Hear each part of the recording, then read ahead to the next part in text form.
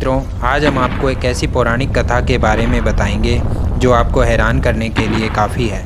ऋषेशरंग एक ऐसे ऋषि की ज़िंदगी की दास्तान है जिसने अपने समस्त जीवन में कभी किसी स्त्री को नहीं देखा था, और जब देखा तो वह पल पुराणों के ऐतिहासिक पन्नों पर दर्ज हो गया।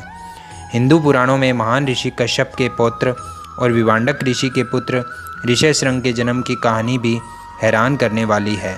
यह तब की बात है जब विवांडक ऋषि अपनी तपस्या में लीन थे। उनकी घोर तपस्या और बढ़ती हुई शक्ति को देख स्वर्ग में देवता काफ़ी परेशान में आ गए थे, जिसके फलस्वरूप उन्होंने निर्णय किया कि वे विवांडक ऋषि की तपस्या को भंग करेंगे। विवांडक ऋषि की तप को भंग करने के लिए देवताओं ने स्वर्ग से एक उर्वशी नाम की अप्सरा को उनके पास भेजा। वह अप्सरा अत्यंत खूबसूरत थी। उसकी आकर्षण से विवांडक ऋषि का तप भंग हुआ और दोनों में संभोग हुआ, जिसके फलस्वरूप एक पुत्र का जन्म हुआ। ऋषेशरंग ही वह पुत्र थे। पुत्र को जन्म देते ही उस अप्सरा का कार्य वहाँ समाप्त हो गया और वो वहाँ से स्वर्ग की ओर चली गई। छल और कपट की भावना से भरपूर विवांडक ऋषि ने क्रोध में आकर पूरे संसार की स्त्रियों को इसके लिए जिम्मेदार ठहराया।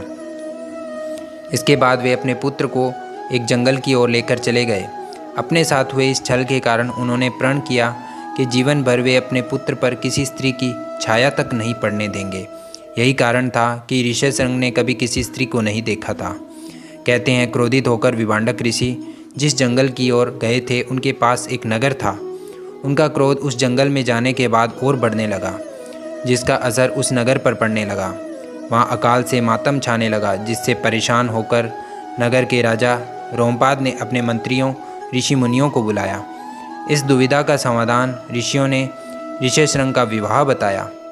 उनके अनुसार यदि ऋषेशरंग विवाह कर ले तो विवांडक ऋषि को मजबूर होकर अपना क्रोध त्यागना पड़ेगा और सारी समस्या का हल निकल जाएगा। राजा ने ऋषियों के इस प्रस्ताव को स्वीकारा और जंगल की ओर खूबसूरत दासियों को भेजा। राजा को लगा था कि ऋषेशरंग पहली बार में ही दासियों को देख मोहित हो जाएंगे, लेकिन ऐसा नहीं हुआ। ऋषेशरंग, जिसने आज तक किसी स्त्री को नहीं देखा था, वे कैसे समझते कि यह नारी जाति पुरुष जाति से भिन्न होती है। यही कारण है कि दासियों को ऋषेशरंग को अपनी ओर आकर्षित करने में काफ़ी समय लगा। लेकिन एक दिन दासियों ने ऋषेशरंग को अपनी ओर मोहित करने में कुछ सफलता हासिल की। अब ऋषेशरंग ने उन दासियों के साथ उनके नगर जाने के लिए भी तैयार हो गए। जब विवांडक ऋषि को इस बारे में पता चला तो वे अपने पुत्र को ढूंढते हुए राजा के महल जा पहुँचे, जहाँ उनका क्रोध शांत करने के लिए राजा ने अपनी पुत्री का विवाह ऋषेशरंग से कर दिया। पुराणों में उल्लेख की गई एक कथा के अनुसार जब राजा दशरथ को पुत्र प्राप्ति नहीं हो रही थी तो उन्होंने एक महान यज्ञ कराया था। उस यज्ञ का नाम अश्वमेघ यज्ञ था। इसी अश्वमेघ यज्ञ की मदद से उन्हें पुत्र के रूप में भगवान राम की प्राप्ति हुई थी। अश्वमेघ यज्ञ के दौरान राजा दशरथ को महर्षि विवांडक के पुत्र ऋषेशरंग की कहानी सुनाई गई थी। इस यज्ञ से संबंधित एक बात और प्रचलित है कि इसकी भविष्यवाणी बहुत पहले से ही कर दी गई थी।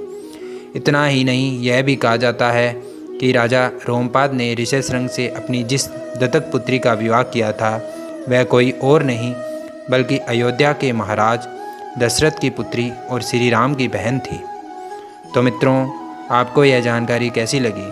यदि आपको जानकारी अच्छी लगी है तो वीडियो को लाइक करें और शेयर करें, और इस तरह के धार्मिक तथ्यों से संबंधित वीडियोस के लिए चैनल को सब्सक्राइब करना ना भूलें। तो मिलते हैं नेक्स्ट वीडियो में नई जानकारी और नए तथ्यों के साथ। धन्यवाद।